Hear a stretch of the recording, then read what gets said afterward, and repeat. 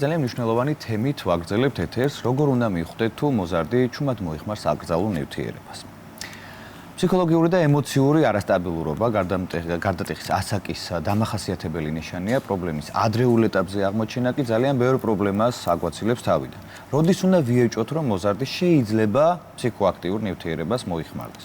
როგორ განვასხვაოთ ზოგადად საგანგაშო ნიშნები ჩვეულებრივი მოზარდული კრიზისებისგან და ასევე როგორ უნდა შევინარჩუნოთ სიმშვიდე და დავეხმაროთ მათ. ექიმი, ნარკოლოგი და ფსიქიატრი თათა ასათიანი შემოხვერდა სტუდიაში ამ თემაზე სასაუბრო. დილა მშვიდობის, ძალიან დიდი მადლობა, რომ ამ მნიშვნელოვანი თემით ხართ ჩვენთან სტუმრად და პირველი კითხვა რაც მაქვს ალბათ ის არის, რომ რატომ ხდება ეს ყველაფერი გარდატეხის ასაკიდან რატომ იჩენს თავს? აი რა ხდება ესე დროს ამ ასაკში? ხო, ხშირი მიზეზები ვახსენოთ, რატომ უჩნდება თავისი სული. დილა მშვიდობისა პირველ რიგში ძალიან ესეთი მნიშვნელოვანი და საინტერესო თემაა, მე ვფიქრობ. მოზარდობის პერიოდი ზოგადად ადამიანისთვის არის ძალიან რთული პერიოდი. ამ პერიოდში ხდება გარდატეხა ჰორმონალურ, ფიზიკურ, ფსიქოლოგიურ ქცევით დონეზე და არის ძალიან სტრესული მოზარდისთვის. როგორც წესი, დამოკიდებულების ელემენტები სწორედ მეზორდობის პერიოდში ყალიბდება და ესეთი მსოფლიო სტატისტიკის თუ დავესწრებით, დამოკიდებულები მოხმარებას როგორც წესი ფსიქოაქტიურ ნივთიერებებისას იწყებენ ამ პერიოდში და დამოკიდებულებაც ჩამოყალიბებას სწორედ ამ პერიოდში იწყებს. მსოფლიო სტატისტიკას თუ დავესწრებით, დამოკიდებული ადამიანების 2/3 დაახლოებით 60-დან 70%-ში სწორედ მოზარდობის პერიოდში იწყებს სხვადასხვა ფსიქოაქტიური ნივთიერებების გამოყენებას. აი ჯანმოს მონაცემებიც არსებობს, რომ საშუალო ასაკი ფსიქოაქტიური ნივთიერებების პირველად მოხმარების ეს არის 14-დან 15 წელი. ამის მიზეზი ზუსტად ეს რთული პერიოდია, მოზარდობის პერიოდი, რომელსაც არაერთი პრობლემა ახლავს თან. პირველ რიგში ეს არის ფსიქიკური პრობლემები. ზოგადად ეს მოზარდობის პერიოდი ძალიან დიდი შესაძლებლობების მომცემი პერიოდია.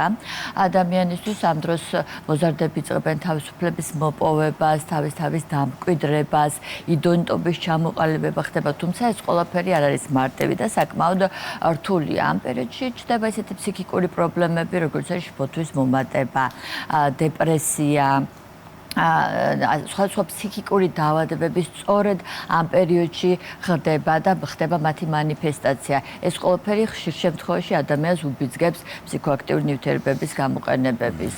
ეს არის ამ ჰორმონალური ცვლილებების გამო თუ რაღაც კონკრეტული შემთხვევების გამო, რატო ხდება ეს მანიფესტირება ამ ასაკში? ეს არის ფიზიოლოგიური მიზეზები თუ რაღაც გარეგანი ფაქტორი? აკრძალულისკენ მიდრეკილი. ყველაფერი ერთად, ყველაფერი. არა მარტო ფიზიოლოგიური, ჰორმონალური, როგორც გითხარით, ფიზიკური ცვლილებები, ფსიქიკური, ემოციური ქცევითი სხვადასხვა პრობლემები ვითარდება და მოკლედ ამ სხვადასხვა მიზეზის გამო ადამიანი მოზარდი ხშირ შემთხვევაში მიმართავს ფსიქოაქტიური ნივთიერებების მოხმარებას. გაქცევის ის არის მცდელობა, ხო, ამ პრობლემიდან გაქცევის. კი ბატონო, პრობლემებისგან გაქცევა, ინტერესი, თანატოლებში თვითგამკვიდრების მოთხოვნილება, იდენტობის პრობლემა, ექსპერიმენტატორობა. ამ პერიოდში ხშირად ყალიბდება ახალი შეგრძნებების მიღების სურვილი და ამასთან ახლავს ექსპერიმენტატორობა და სხვადასხვა შეგრძნებების მიღება. უამრავი მიზეზია, სხვადასხვა მეცნიერები მუშაობენ იმ საკითხზე, რომ დაადგინონ ზოგადად დამოკიდებულების და ფსიქოაქტიური ნივთიერებების მოხმარების მიზეზი და სამწუხაროდ ერთი მიზეზის დადგენა ვერ მოხდა. ეს არის მიზეზების მთელი მოზაიკა, მთელი კასკადი, რაც შემდგომ განაპირობებს ამა თუ იმ ნივთიერებების მოხმარებას და შემდგომ დამოკიდებულების ჩამოყალიბებას.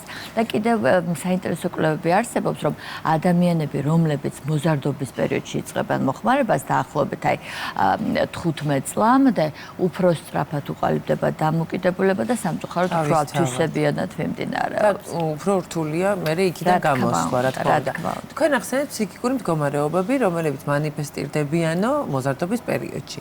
და ეს ფსიქოაქტიური ნივთიერებების, ესე ვთქვათ, კიდევ დამატება ასეთ მდგომარეობაზე, დაუშვათ რა შედეგს იძლევა. ხო, ალბათ კიდევ უფრო გართულებულ, კიდევ უფრო შეცვლილ მენტალურ მდგომარეობას. რა თქმა უნდა, ფსიქოაქტიური ნივთიერებების მოხმარება არ აგვარებს ამ პრობლემებს, პირიქით ხდება მათი გამწვავება და უფრო მეტად პროგრესირება და მიდის დამძიმება სიტუაციის, ამასთან ახლავს მოხმარების გაგრძელება და შემდგომ უკვე ფსიქოლოგიური და ფიზიოლოგიური დამოკიდებულების ჩამოყალიბება. და ხშირ შემთხვევაში არის ხოლმე, როდესაც ამა თუ ფსიქიკური პრობლემის გამო იწყებს ადამიანი მოხმარებას, ორმაგი დიაგნოზი ქვია ამ პრობლემას, როდესაც ერთდროულად ხშირ შემთხვევაში ფსიქიკური დაავადება და დამოკიდებულება ერთ პერიოდში ყალიბდება.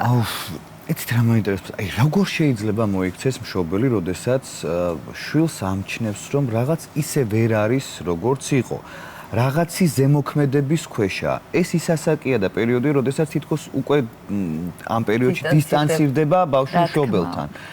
ისედაც არ იღებს მისგან არაფერს. კიდე ესე დროს, როდესაც მშობელი მოდის და პირდაპირ გეკითხება, რომ რამე მიიღე, კიდე უფრო მეტ აგრესიას იწვევს. აი, როგორ მოიქცნენ მშობლები ასე დროს, რომ გვერდში ამოუდგნენ პირველ რიგში ბავშვებს და რაღაცა ზომები მიიღონ ისე, რომ რა თქმა უნდა, ძალიან სწორი აქცენტია, სხვათა შორის და რთული თემა. სანამ გადავალთ იმ საკითხზე, როგორ შევამჩნიოთ და როგორი მიდგომაა სწორი, ძალიან მნიშვნელოვანია ზოგადად, როგორ მოვიქცეთ მშობლები შვილებთან დამოკიდებულებაში. მნიშვნელოვანია ის საკითხი, რომ პირველ რიგში შვილთან ემოციური კონტაქტი გქონდეს მშობელს, ეს არის ყველაზე მნიშვნელოვანი. აქ არ იგულისხმება მოზარდობის პერიოდი, ეს იგულისხმება ადრეული ბავშვობიდან სკოლის ასაკში და ასე შემდეგ. კონტაქტის ქონა რაში გამოიხატება, რომ ყოველდღიურად გქონდეს საუბარი შვილებთან, ეს ერთჯერადი ხასიათის არ უნდა იყოს, რეგულარული ხასიათის, როგორ ჩაიარა შენმა დღემ, რა ხდება შენს მეგობრებში. რო არ იყოს მარტო დამრიგებლობითი. რა თქმა უნდა, ეს უნდა იყოს მეგობრობის მხარდამჭერი საუბრები რეგულარული. ამავდროულად უნდა მოხდეს ინფორმაციის სწორად მიწოდება ასაკთან შესაბამისად. აი მაგალითად ბავშვობის პერიოდში აუცილებლად უნდა მივაწოდოთ ინფორმაცია იმაზე თუ რამდენად მნიშვნელოვანია ჯანსაღი ცხოვრება. რამდენად მნიშვნელოვანია, რომ ადამიანმა იცოდეს თავიდანვე უარის თქმა, რაზე უნდა თქვას უარი, რომ არ შეიძლება ყველაფერზე დათანხმება. აუცილებლად უნდა ჩამოუყალიბდოთ ბავშვს ემოციური ინტელექტი, აქ რა იგულისხმება, ანუ საკუთარი ემოციების, ქცევების გათვითცნობიერება და მათი რეგულაცია უნდა ვასწავლოთ. ვასწავლოთ სტრესთან გამკლავება. მას უნდა ქონდეს თავიდანვე პატარ-პატარა პასუხისმგებლობები, ამაზე თავის თავზე აღების უნარი და ასე შემდეგ. შემდგომ უკვე მეზვარდების პერიოდში უკვე შეგვიძლია მივაწოდოთ ინფორმაცია, თუ ეს ნიადაგი შექმნილია, რა თქმა უნდა. მოზარდობის პერიოდში უკვე შეგვიძლია მივაწოდოთ უკვე ინფორმაცია ნარკოტიკებზე, მის მოკლევადიან და გრძელვადიან შედეგებზე. ურთიერთობებზე, კანონზე და ასე შემდეგ. ეხლა როგორ შევატყოთ მშობლებმა რა ნიშნები არსებობს, რა არის გამაფრთხილებელი ფაქტორები. სხვადასხვა არ არის მარტივი, განსაკუთრებით მოზარდობის პერიოდში ამის დადგენა, მაგრამ მაინც არსებობს გარკვეული გამაფრთხილებელი ფაქტორები, რასაც მშობლებმა ყურადღება უნდა მივაქციოთ. იმის გამო, რომ ბევრმა მშობლებმა ჩვენს ქვეყანაში ეს არ იცის, დისტანცირებას და გაჩუმებას არჩევენ ხშირ შემთხვევაში სანამ მძაფრი პრობლემა არ დადგებდა, ამ შემთხვევაში უკვე დაგვიანებულია ხოლმე. ანუ რა არის ეს ფაქტორები? ეს არის ემოციური და ქცევითი ცვლილებები მოზარდის. ანუ თუ თქვათ გახდა მოზარდი განსაკუთრებულად აგრესიული, ან აღენიშნება მიდრეკილება ძილიანობისკენ, განსაკუთრებულად ჰიპერაქტიურია, შეიცვალა მისი სხვადასხვა ქცევა, შემცირდა ინტერესების სფერო, შევიწროვდა, შეეცვალა მეგობრების წრე, ან თუნდაც მუსიკა უსმენს განსაკუთრებულად სხვანაირ, სხვა სტილის მუსიკას და ასე შემდეგ. მიდრეკილია ტყუილებისკენ, ფინანსურ პრობლემებსაც ძალიან დიდი მნიშვნელობა აქვს. სახლიდან თქვათ იკარგება თანხა, იკარგება ნივთები, ან პირიქით მოზარდს არაადეკვატურად დიდი თანხა გაუჩნდა. სკოლაში არსებული პრობლემები, კონფლიქტები მასწავლებლებთან, გაცდენა, სწავლისადმი ინტერესის დაკარგვა და ასე შემდეგ, ბევრი მიზეზია. თუმცა ეს მიზეზები ბრალდება ასაკს და რაღაც პერიოდს, რომლის გამოც ის პროტესტშია, რაღაცები არ მოწონს, რაღაცებს ცვლის, ეძებს და ასე შემდეგ. და არა სხვა რამეს, რაზეც თქვენ ამ ფაქტორებისადმი მიდგომა და ყურადღების მიქცევა ძალიან ფრთხილად უნდა მოხდეს. ყველა ეს ფაქტორი შესაძლებელია გამოწვეული იყოს უბრალოდ მოზარდობის პერიოდის კრიზისით, იმედგაცრუებით, ურთიერთობაში პრობლემებით, შფოთვა დეპრესიით, რაც ახლავს მოზარდობას. თუმცა თუ რამდენიმე ფაქტორი ერთად არის, ამას უკვე აუცილებლად ჭირდება ყურადღების მიქცევა და სწორი აქცენტია. მიდგომა იწყება იმით კი არა, რომ აი ბრალდება. მე ვიცი, რომ შენ მოიხმარ ნარკოტიკს. ეს უკვე არასწორი მიდგომა, ეს უკვე იწვევს მოზარდის ჩაკეტვას, პროტესტს, უარყოფას და უფრო ართულებს ურთიერთობას. როდესაც ეჭვი უჩნდება მშობელს, პირველ რიგში მშობელი უნდა დაწყნარდეს. თვითონ არ არის მარტივი ხა ეს დაწყვეტა, თქმა უნდა რთულია, თუმცა თუ გინდათ რომ საუბარი შედგეს და ამ რაღაცა შედეგი გამოიღოს, პირველ რიგში აუცილებელია დამშვიდეს. თვითონ მიიღოს გარკვეული ინფორმაცია, შეარჩიოს სწორი დრო საუბრისთვის, ეს ნეიტრალური დრო, არა კონფლიქტის ჩხუბის დროს, არა აქვს აზრი, ნეიტრალური ადგილი და დაიწყოს თანმიმდევრული საუბარი. ძირითადი მნიშვნელოვანი პუნქტები ან საუბრის დროს არის სიმშვიდე, მხარდაჭერის შეთავაზება და თანმიმდევრულობა. ეს აუცილებლად უნდა დაიცვას მშობელმა. მაგრამ რა ინფორმაციით უნდა იყოს ეს თანმიმდევრული საუბარი? წარმოებული რომ მან შეისმინოს, იმიტომ როგორც წესი საუბარი არც მოსწონთ, არც აინტერესებთ და მით უფრო რომ უკვე რაღაცა მისი გონება სხვაგან არის და სხვა ინტერესები და სხვა რაღაც ძაფები აქვს უკვე ესე ვთქვათ, რომელიც ეკაჩება, საერთოდ არ უნდა არაფრის მოსმენა. აი რა ტექსტი როგორი უნდა იყოს, რომ თუნდაც ის დახმარება მიიღოს. კი ბატონო. თუ უკვე შევარჩიეთ სწორი დრო და სწორი ადგილი, უკვე გადავდივართ საუბარზე. ჩვენ თვითონ მზად ვართ, ამისით გარკვეულწილად გარკვეული გეგმა უკვე შექმნილი გვაქვს და პასუხებზეც მზად ვართ, ხო? პასუხებისთვის, მოსმენისთვის ვართ მზად, აქტიური მოსმენისთვის, რაც ძალიან მნიშვნელოვანი. და ვიწყებთ ხარდაჭერ საუბარს, იმის არა ბრალდებებს, არავითარ შემთხვევაში ეს არ უნდა გადავიდეს კონტროლის, დასჯის მიმართულებით, მუქარის, არავითარ შემთხვევაში პირიქით უნდა იყოს მხარდაჭერის საუბარი. შეგიძლიათ საკუთარი მაგალითები მოუყვანოთ, რომ მეც ვიყავი ამ პერიოდში, მეც დამიშვია შეცდომა, ყველას მოზდის.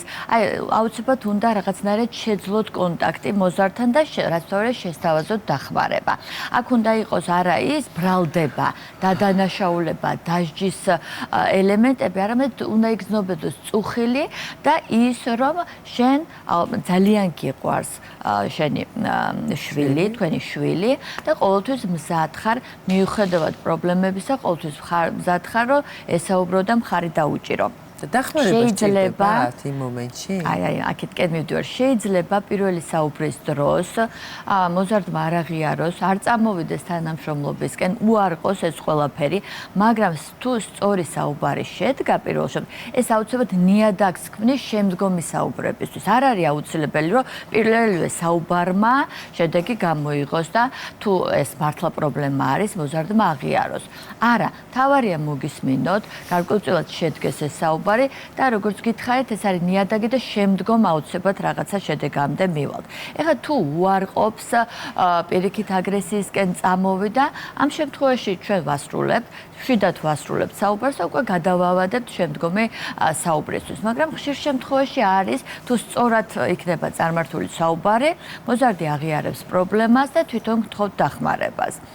ამ შემთხვევაში უკვე სავადობთ ხარდაჭერას და თუ საჭიროა აუცილებლად სპეციალისტების ჩართვას. ფსიქოთერაპევტი, ადიქტოლოგი, ფსიქიატრი და ასე შემდეგ. თუ ეს დამოკიდებულება არ არის ჯერ გაჩენილი, საწყისი ეტაპია და მალევე შენიშნა მშობელმა. აი ამ შემთხვევაში დახმარებას ნამდვილად ალბათ არ მოითხოვს მშობლისგან, ხო? ჯერ თვითონაც შეიძლება გარკვეულწილად რაღაც იმაში იყოს.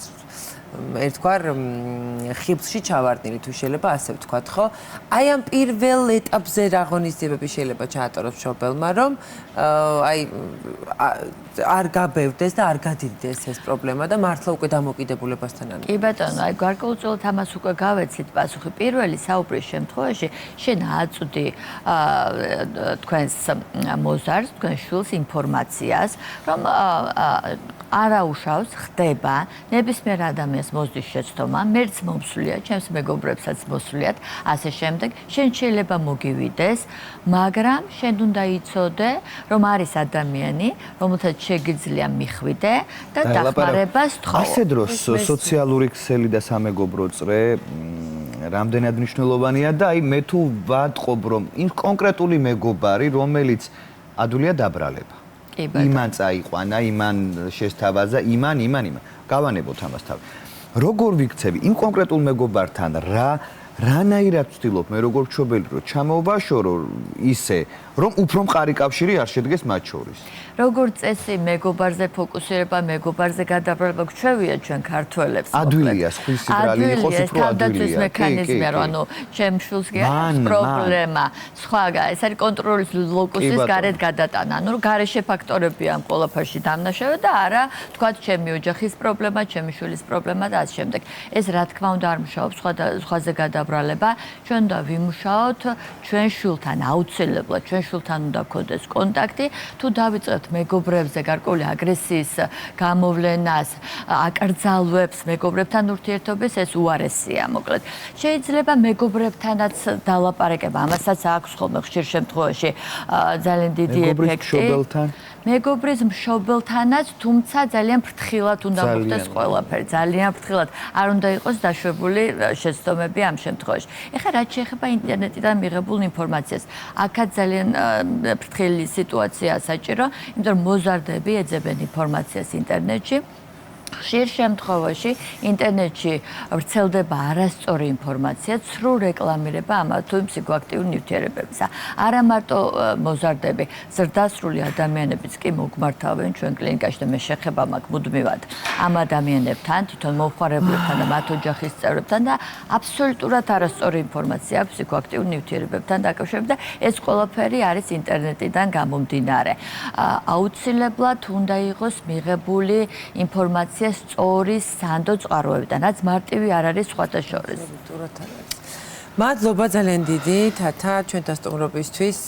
ერთგვარი ესეთ ყველაზე მნიშვნელოვანი პირველი ნაბიჯების შესახებ ვისაუბროთ, თუ კი მშობელს აქვს ასეთი სიტუაცია სახლში, როგორი უნდა იყოს ის, რა თქმა უნდა, ემოციური მშობელისთვის ძალიან რთულია სწორი ნაბიჯების გადადგმა, თუმცა ალბათ უდიდესი ძალისხმევა არის ამისთვის საჭირო, რომ გამოვიდეს და პირველი ნაბიჯების კი გვასწავლა თათამ. მადლობა. მადლობა თქვენ.